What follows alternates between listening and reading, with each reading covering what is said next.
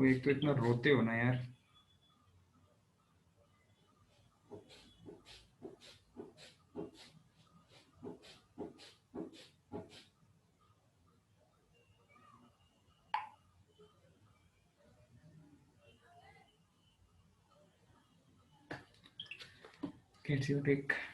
सो कौन सा क्वेश्चन कर लें इसमें? कौन सा ऐसा क्वेश्चन है जो लग रहा है कि कुछ ढंग का है?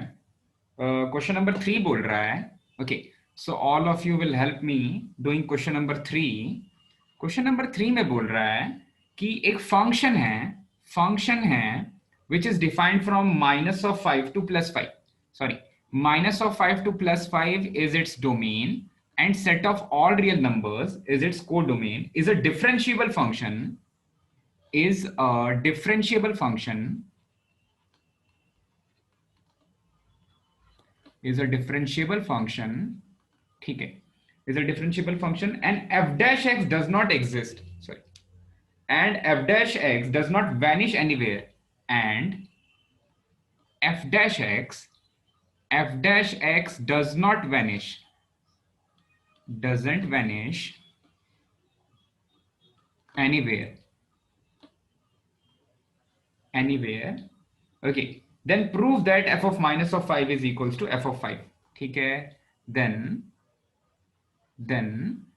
prove that f of -5 is actually not equals to f of 5, is not equals to f of 5, ठीक है।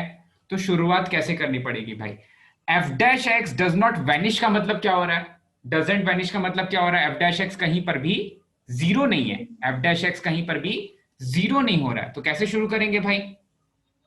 किस तरह से शुरू किया जाए भाई? जो फंक्शन डिफरेंशिएबल है वो पक्का पक्का कंटिन्यूअस तो होगा।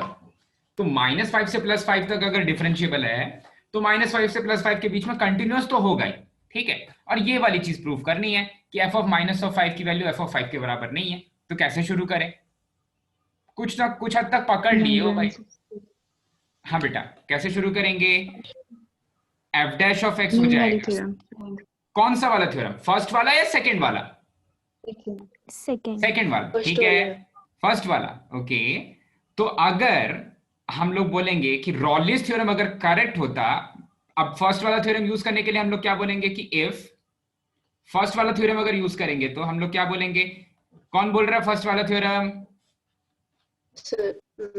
हाँ ठीक है, वानी बोल रही है। If f of -5 is equals to f of 5, मैं मान के चल रहा हूं, let f of -5 is equals to f of 5, ठीक है, मैंने मान लिया कि f of -5 is equals to f of 5। also क्या क्या चीजें गिवन है भाई? also फंक्शन कंटिन्यूअस और डिफरेंशिएबल गिवन है। अगर डिफरेंशिएबल गिवन है तो हम पहले से वो कंटिन्यूअस होगा, ये वाली चीज पढ़ चुके हैं। also f of x is continuous on -5 से +5 and f of x is differentiable on open interval -5 से +5, ठीक है।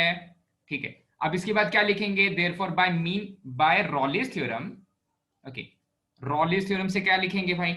therefore क्या लिखेंगे वानी? by Rawls theorem, f dash c is 0 at some point between -5 to 5. हाँ, therefore by Rawls theorem for some c belongs to this particular interval, open interval -5 से +5, याद है ना भाई? ओपन इंटरवल में ले लेते थे, ठीक है। तो c belongs to open interval -5 से +5, f dash c is going to be equals to 0, f dash c is going to be equals to 0। अच्छा, लेकिन f dash c है क्या? फंक्शन का डेरिवेटिव क्या होगा भाई? इन दोनों पॉइंट्स के बीच में फंक्शन का डेरिवेटिव क्या होगा? तो आप बोलोगे कि फंक्शन का डेरिवेटिव होगा बीच में किसी पॉइंट पर, फंक्शन का डेरिवेटिव f dash c आप लिखोगे, ये वाली चीज हो जाएगी f of 5 minus f of -5 divided by 5 minus of 5। ऐसा लिख सकते हैं क्या भाई? फंक्शन का डेरिवेटिव किसी पॉइंट c पे जो पॉइंट -5 से +5 के बीच लाई कर रहा है, हम फर्स्ट प्रिंसिपल से डेरिवेटिव लिख रहे हैं। अभी मैंने ऐसा नहीं किया कहा कि मैं सेकंड वाला जो रॉल्स का जो सेकंड थ्योरम है, रॉल्स का जो second theorem, sorry mean value का जो सेकंड थ्योरम है वो वाला थ्योरम यूज कर रहे हैं। अभी मैंने सिंपली बोला कि मैंने फर्स्ट डेरिवेटिव से एक डेरिवेटिव निकाल लिया, फर्स्ट प्रिंसिपल से एक डेरिवेटिव निकाल लिया। किसी को कोई डाउट इसमें? किसी को ऐसा लग रहा है क्या हम मीन वैल्यू थ्योरम का सेकंड वाला थ्योरम यूज करने लग गए? किसी को ऐसा लग रहा है क्या हम मीन वैल्यू थ्योरम का सेकंड वाला थ्योरम यूज करने लग गए हैं? मैंने बोला कि नहीं। कहीं ना कहीं एफ डैश सी जीरो होने वाला है, कहीं ना कहीं एफ डैश सी जीरो होने वाला है, और दूसरे शब्दों में फंक्शन का डेरिवेटिव वैनिश होने वाला है। ठीक है, तो अगर मैं फंक्शन के डेरिवेटिव की बात करूं तो इसके बीच में फंक्शन का डेरिवेटिव कुछ ऐसा दिखेगा, कहीं ना कहीं एक पॉइंट तो मिलेगा ना भाई। रॉली ने क्या बोला था कि बीच में कोई ना कोई एक डेरिवेटिव तो मिलेगा, कोई ना कोई एक डेरिवेटिव का रूट मिलेगा, तो डेरिवेटिव ऐसा दिखेगा। अब ये अगर वैनिश हो जाएगा, अब ये अगर वैनिश हो जाएगा, इंप्लाइज इफ एफ डैश सी की वैल्यू, एफ डैश सी की वैल्यू अगर जीरो के बराबर है, ठीक है, इफ एफ डैश सी की वैल्यू अगर जीरो के बराबर है, इंप्लाइज, सॉरी यहां पर इंप्लीकेशन नहीं होगा, if F dash C is equals to zero implies f of 5 minus f of minus of 5 divided by f of 5 minus f of minus of 5 divided by 10, इसकी value zero के बराबर होनी चाहिए। ठीक है, इसकी वैल्यू जीरो के बराबर होनी चाहिए, but given that f dash c does not vanish, doesn't vanish, अच्छा f dash c doesn't vanish, इसका मतलब क्या हुआ भाई? f of 5 minus f of minus of 5 divided by 10, इसकी वैल्यू क्या जीरो होगी? इसकी वैल्यू नहीं नॉन होगी। जीरो हो जाएगी, f dash c की वैल्यू नॉन जीरो हो जाएगी। f dash c की वैल्यू अगर नॉन जीरो हो जाएगी तो 10 तो कभी जीरो हो ही नहीं सकता। ठीक है, तो इनइक्वालिटी में भी, अगर मैं इस इनइक्वालिटी में भी ये डिनोमिनेटर कभी जीरो नहीं हो रहा है, तो मैं इसको इस तरह से लिख सकता हूं कि f of 5 minus f of minus of 5 की वैल्यू नॉन जीरो है, और दूसरे शब्दों में बोले तो f ऑफ 5 की value, not equals to f of minus of 5 हो जा रही है। ठीक है, so this contradicts the fact that this, या फिर वो सपोज ही नहीं करेंगे, वो सपोज ही नहीं करेंगे। हमने क्या बोल दिया, मैंने कैसे किया था, मैंने रॉलिस थ्योरम यूज किया, तो मैंने मान लिया है कि ये वाली चीज जीरो हो जा रही है, ये वाली चीज, ओके, हाँ ये वाली चीज जीरो हो जा रही है, तो एफ डैश सी, इसका मतलब, अच्छा यहां पर से मैं बोल देता कि एफ ऑफ 5 की value F of minus of 5 के बराबर होनी चाहिए, एफ ऑफ 5 की वैल्यू एफ ऑफ माइनस 5 के बराबर होनी चाहिए, बट ये ऐसा बोलता है कि f dash C does not any vanish, f dash C does not vanish, therefore अगर f dash C does not vanish, therefore Rolle's theorem is inapplicable. अच्छा ठीक है, देखो तो बोर्ड एग्जाम में इस तरह से नहीं लिख पाएंगे भाई, तो देखो इस वाले स्टेप के बाद, मैं ऐसा लिखूंगा, एक सेकेंड, यहां तक तो ठीक है, यहां तक तो ठीक है, मैं कॉन्ट्राडिक्शन से रॉलिस थ्योरम बोलना चाहता हूं कि गलत हो जा रहा है। ठीक है, तो अगर एफ डैश सी की वैल्यू जीरो है तब इसकी वैल्यू जीरो के बराबर है। ठीक है, और एफ ऑफ 5 की वैल्यू, और एफ ऑफ 5 की वैल्यू, एफ ऑफ 5 की वैल्यू यार, और एफ ऑफ 5 की वैल्यू, अरे यार क्या हो रहा है, F of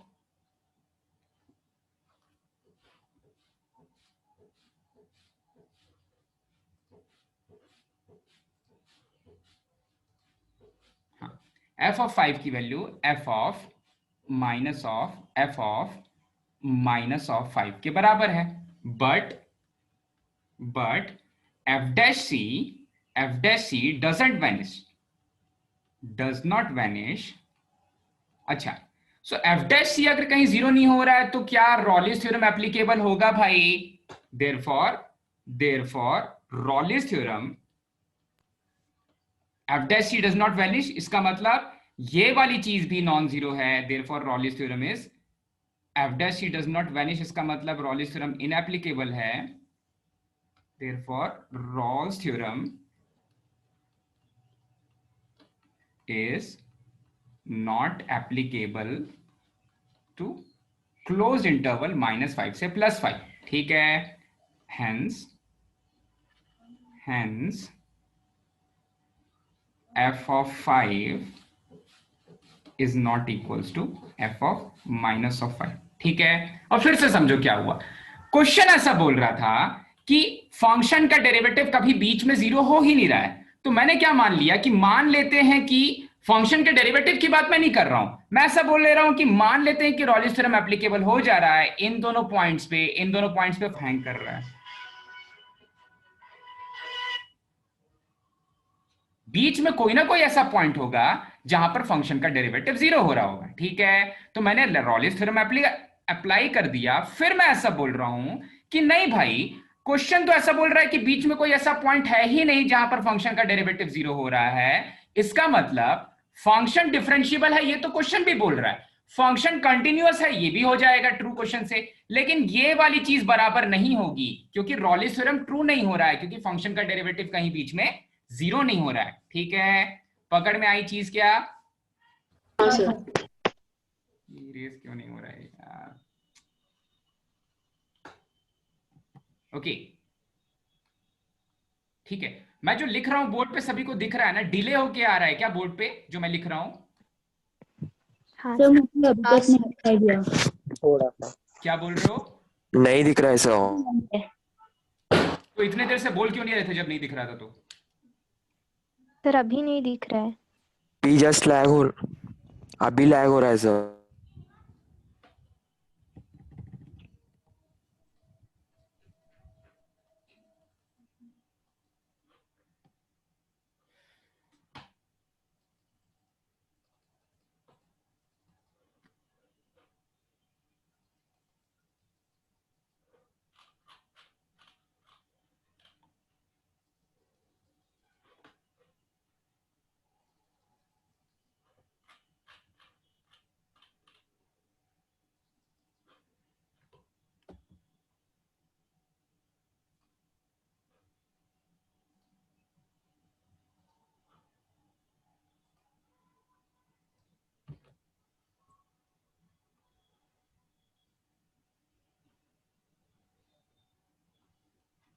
it doesn't vanish.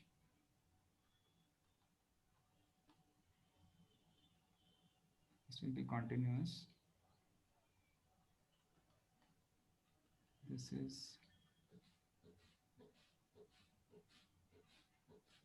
differentiable. This is theorem. Okay, ठीक है. अभी दिख रहा है सभी को? हाँ हाँ सर. सर. ठीक है, हाँ सर. जल्दी से नोट कर लो बेटा. सर हम सेकंड थ्योरम से क्यों नहीं प्रूव कर सकते? कर सकते हैं, सेकंड थ्योरम से भी कर सर बस सकते हैं. हाँ मतलब वो लिख के नॉट इक्वल टू 0 सिर्फ ऐसा लिखना है ना? करेक्ट.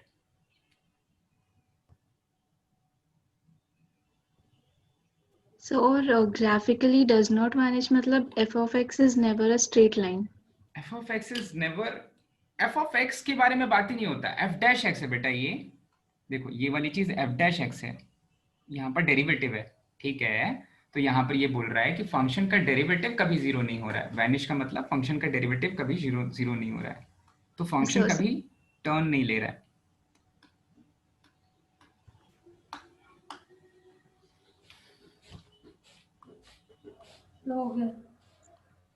बेटा मेरा लैपटॉप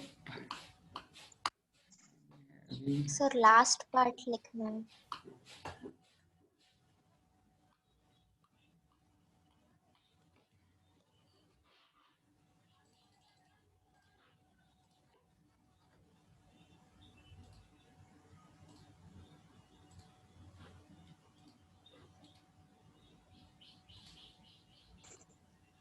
हो गया.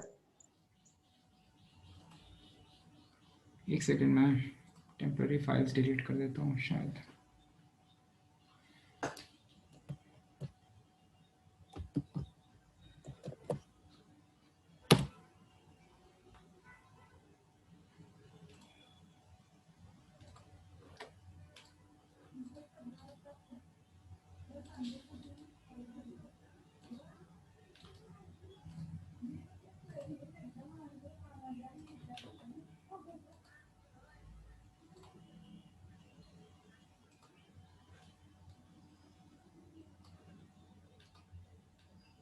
ओके ठीक है, लास्ट वाला पार्ट लिख लो बेटा जल्दी से। और कोई क्वेश्चन कर लेते हैं इस एक्सरसाइज का। हो गया सर। ओके ठीक है, देखो तो हो क्वेश्चन गया नंबर सर। 5 क्या बोल रहा है। क्वेश्चन नंबर 5 कर लेते हैं, बोल रहा है verify mean value theorem if f of x is a cubic equation and this is the given interval. Okay, so यहां पर क्वेश्चन नंबर 5 में बोल रहा है, क्वेश्चन नंबर 5 में बोल रहा है कि मेरे पास अभी एफ ऑफ एक्स है, F of x is, F of x is x cube minus 5x square minus 3x, x cube minus 5x square minus 3x। ठीक है, कौन सा इंटरवल बोल रहा है भाई, इंटरवल बोल रहा है ए बी, जहां पर ए की वैल्यू 1 है और बी की वैल्यू 3 है। तो मैंने इंटरवल ले लिया 1,3। ठीक है, find all C belongs to 1,3 for which F dash C is equal to 0। ठीक है, तो find all c belongs to open interval a b such that such that uh, such that function का derivative at c is equal to 0। तो कहीं ना कहीं फिर से रॉल्स थ्योरम अप्लाई करने के बारे में बोल रहा है। उसके पहले ये बोल रहा है कि ये बताओ कि ये फंक्शन पे मीन वैल्यू थ्योरम एप्लीकेबल होगा या नहीं होगा। ठीक है, तो चेक करते हैं भाई, मीन वैल्यू थ्योरम एप्लीकेबल होने के लिए अब मुझे नहीं पता कि ये कौन से थ्योरम की बात कर रहा है, ये क्या रॉल्स थ्योरम की बात कर रहा है या लैग्रेंजेस मीन वैल्यू थ्योरम की बात कर रहा है। ठीक है, लेकिन आपको दिख रहा है कि ये फंक्शन तो एक पॉलिनोमियल फंक्शन है, अगर ये एक पॉलिनोमियल फंक्शन है तो ये हर जगह कंटिन्यूअस और डिफरेंशिएबल होगा। ठीक है, तो सबसे पहली चीज मैं लिखूंगा since f of x is a polynomial function, therefore f of x is continuous and differentiable for all x belongs to set of real numbers। therefore f of x is continuous on closed interval 1,3 and f of x is differentiable on open interval 1,3। ठीक है, अब वो कौन सा step मैं लूंगा जहां से मुझे ये पता चलेगा कि ये रॉल्स थ्योरम की तरफ रॉल्स थ्योरम यूज करने को बोल रहा है या दूसरा वाला मीन वैल्यू थ्योरम यूज करने को बोल रहा है। तो नेक्स्ट वाले स्टेप में मैं क्या ले लूं बेटा, f of 1 and दोनों की करस्पॉन्डिंग वैल्यूज फाइंड कर लेता हूं। तो चेक करते हैं f of 1 की वैल्यू क्या आ जा रही है। तो f of 1 की वैल्यू निकालेंगे भाई, तो x की वैल्यू 1 रख देंगे, x की वैल्यू 1 रखेंगे तो ये वाली चीज हो जाएगी 1 cube minus 5 times of 1 square, 5 times of 1 square minus 3। तो ये क्या आ जा रहा है, ये आ जा रहा है माइनस ऑफ 7। ठीक है, दूसरी वाली वैल्यू के लिए चेक करते हैं भाई, f of 3 की वैल्यू क्या आ जा रही है। तो f of 3 की वैल्यू आ जा रही है, x की वैल्यू 3 रख दे रहे हैं, x की वैल्यू 3 रख दे रहे हैं तो ये हो जा रहा है 3 cube minus 5 times of 3 square minus 3 times of 3। ठीक है, तो इसकी वैल्यू क्या आ जा रही है भाई, इसकी वैल्यू आ जा रही है 27 minus 45 and this is minus 9 and this is second, and this is minus of 9, this is minus of 9। तो कहीं से भी मुझे तो ऐसा नहीं लग रहा है कि यहां पर माइनस ऑफ 7 देने वाला है आउटपुट। तो आउटपुट क्या देने वाला है भाई, 45 और 9 54 माइनस ऑफ 27। ठीक है, तो रॉल्स थ्योरम तो एप्लीकेबल नहीं है, रॉल्स थ्योरम तो एप्लीकेबल नहीं है, लेकिन क्या दूसरा वाला थ्योरम एप्लीकेबल होगा भाई। अगर फंक्शन कॉन्टिन्यूअस और डिफरेंशिएबल है इस पर्टिकुलर डोमेन ऑफ वैल्यूज के लिए तो पक्का दूसरा वाला थ्योरम तो एप्लीकेबल होगा। तो मैंने वैल्यूज फाइंड कर ली केवल ये चेक करने के लिए कि क्या यहां पर रॉल्स थ्योरम एप्लीकेबल हो सकता है। रॉल्स थ्योरम एप्लीकेबल नहीं है, मुझे पता चल गया। ठीक है, तो क्या यहां पर फंक्शन का डेरिवेटिव कभी 0 होगा, नहीं। कभी 0 नहीं होगा। जब फंक्शन की एंड पॉइंट्स की वैल्यूज कभी इक्वली नहीं हो रही हैं तो फंक्शन का डेरिवेटिव कभी 0 नहीं होगा। ठीक है, तो मैं लिखूंगा सिंस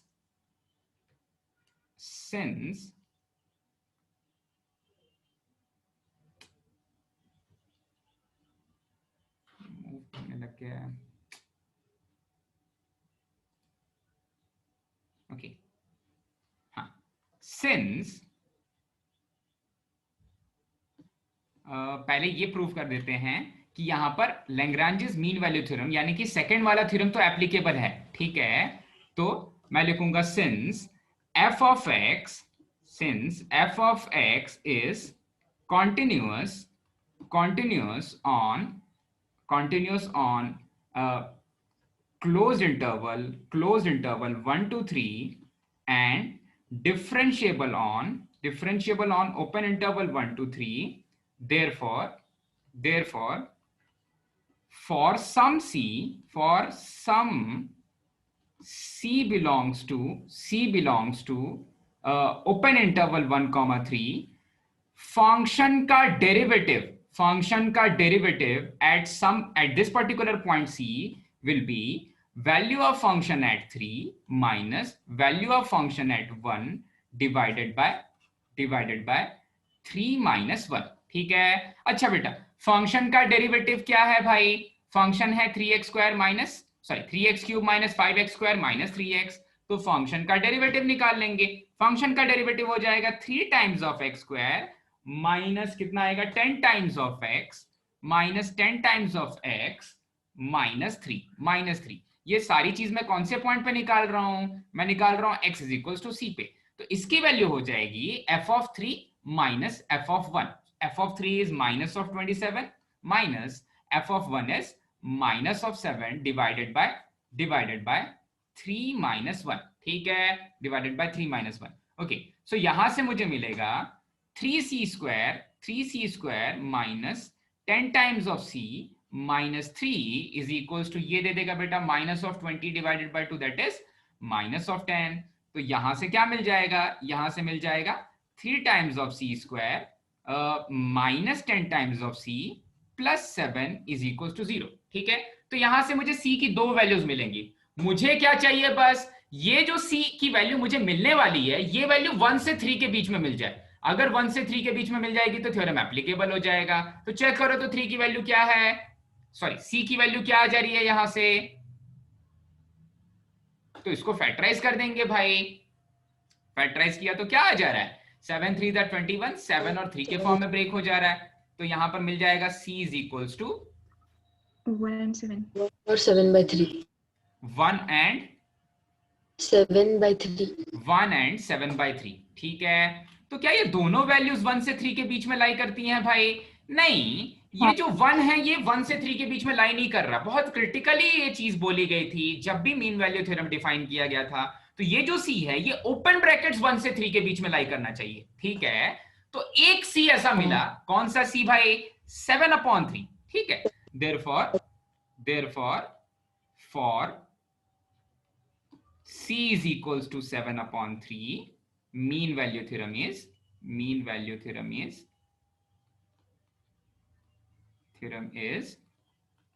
applicable। अच्छा, मीन वैल्यू थ्योरम तो एप्लीकेबल हो गया, लेकिन जो दूसरा वाला पार्ट पूछ रहा है क्वेश्चन में वो क्या बोल रहा है भाई? वो सारे के सारे c a से b के बीच में जहां पर फंक्शन का डेरिवेटिव 0 हो जा रहा है, ठीक है। तो हम लोग क्या लिखेंगे यहां पर? Since f of 3 is not equals to f of minus of 1 और 1 था, f of 3 की वैल्यू f of 1 के बराबर कभी हो ही नहीं रही है, ठीक है, कभी हो ही नहीं रही है। therefore Rawls theorem is not applicable, और अगर यहां पर Rawls theorem एप्लीकेबल नहीं है तो फिर f dash c या f dash x for x belongs to a to b doesn't vanish। आई चीज पकड़ में भाई सभी को समझ में आया कैसे लिखना है? ठीक है।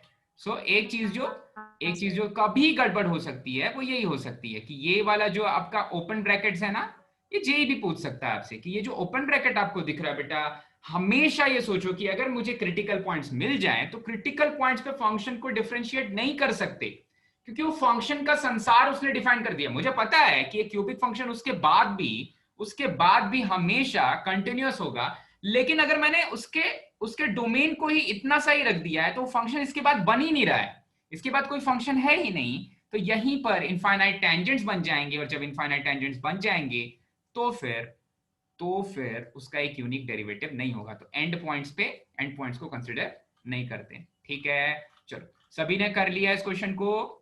सभी से हो गया भाई?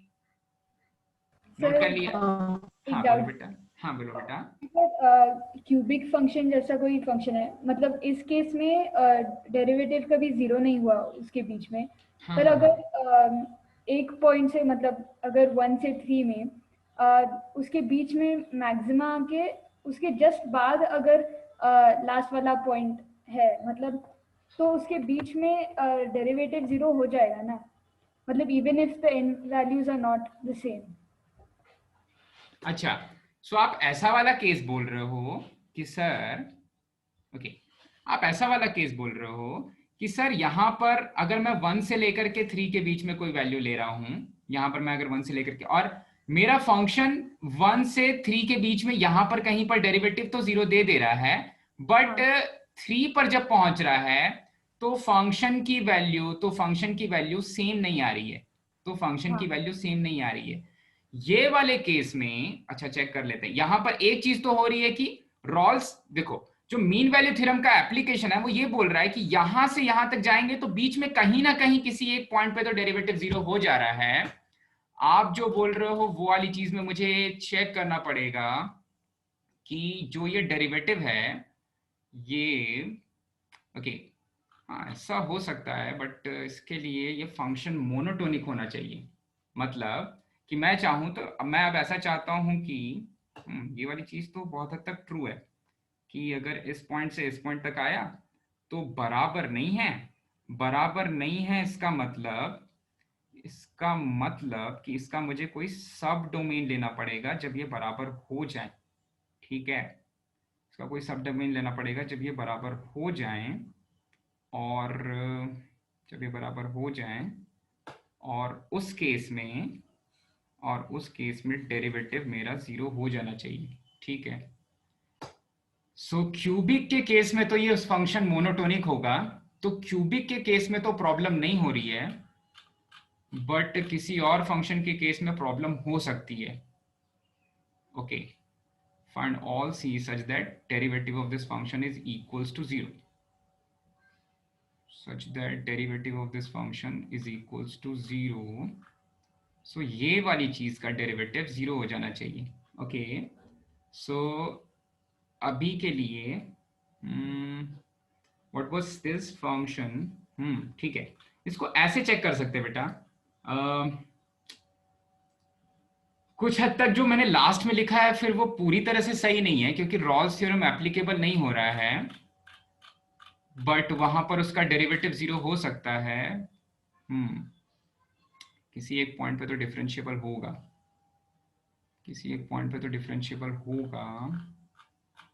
का मतलब होगा कि कंटिन्यूअस है। ओके, एंड किसी एक पॉइंट पे डिफरेंशिएबल हो सकता है, तो हर एक पॉइंट पे डिफरेंशिएबल होना चाहिए, तो इसको चेक करने के लिए फिर इसके रियल रूट्स नहीं आ रहे होंगे, तो रॉल्स थ्योरम से नहीं बता सकते। बट अगर रॉल्स थ्योरम से नहीं बता सकते तो फिर लास्ट वाला क्वेश्चन भी गड़बड़ हो जाएगा। लास्ट वाले क्वेश्चन में तो मेरे पास कोई फंक्शन ही नहीं है, Rolle's theorem is not applicable. अच्छा नहीं, रॉल्स थ्योरम में उल्टा बोल दिया था, डज नॉट वैनिश।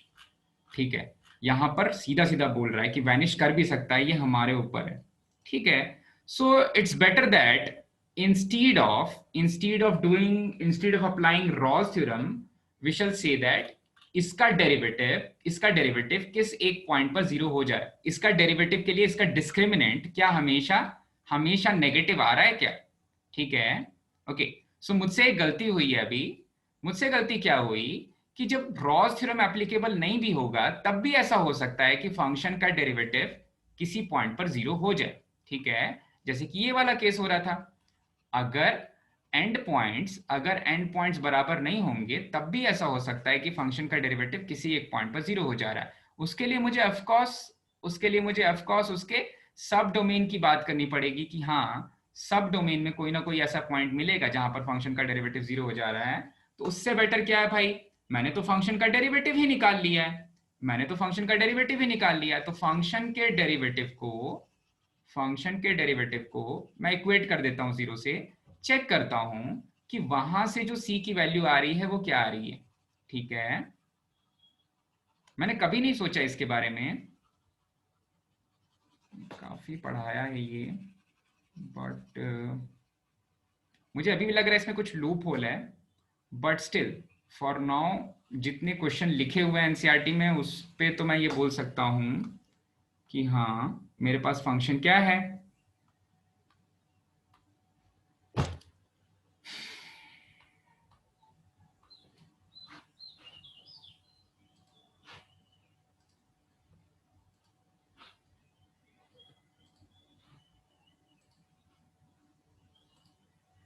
ओके। सो मेरे पास फंक्शन है f of x is equals to f dash x is equals to 3 times of x square minus 10x minus 3. So it was 3 times of x square minus 10x minus 3. 3 times of x square minus 10x minus 3. So what is its discriminant? Its discriminant is b square minus 4ac. So 100 minus 4 into 3 into 3. Okay, so its discriminant is positive. So let us check कि इसके roots क्या क्या आ रहे हैं. Let us check कि इसके roots क्या क्या आ रहे हैं. So इसके roots आ जाएंगे, discriminant is greater than 0.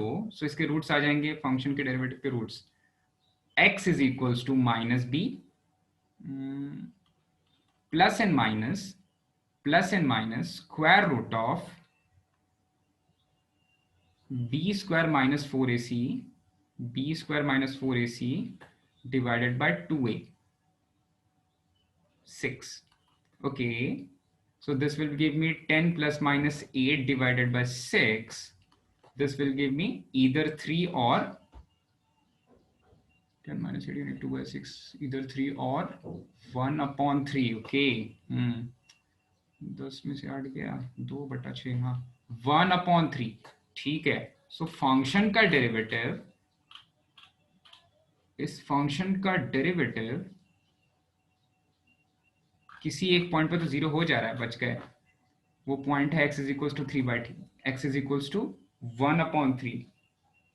ठीक है, therefore f dash x is equals to 0 at x is equals to 1 upon 3. अब क्या हुआ बेटा? सर वो रूट 136 होगा ना, c -3 है ना? Okay, c is minus of 3. यार